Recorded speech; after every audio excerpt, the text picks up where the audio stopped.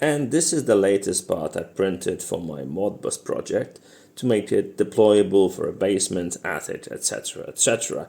This is already assembled. It doesn't have the lid, but I'll be doing some testing for the groove and all that jazz later on. And I already put in the DIN rail. It's been bolted down and the spaces between, and it's got the holes. Everything is aligned properly to literally, let me just show you what I'm trying to do, to replace this. Yeah, this is all nasty in my opinion. I can't just deploy things like that. This just looks yuck. Plus the cables can just fly off, and it's not ideal. How do I even deploy it in the basement? Moisture, dust can get all over it. Hence, this is the solution. Obviously, I will be using the fit wires as the electricians would be normally using. So these, I know these then take a lot of current and voltage, yada yada. Overkill doesn't matter. So picture these two together, okay? Because they will be together. They are the matching pair.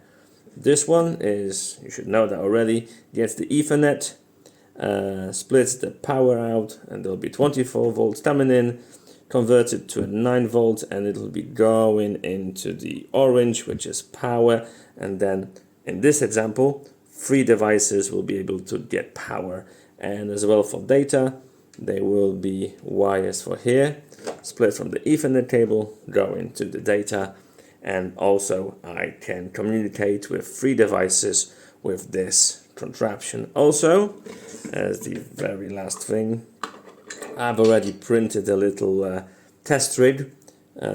Rig is a strong word, for testing the groove depth. Okay, so I wanted it to be similar, you know, spacing as this enclosure, so I can see how it will perform.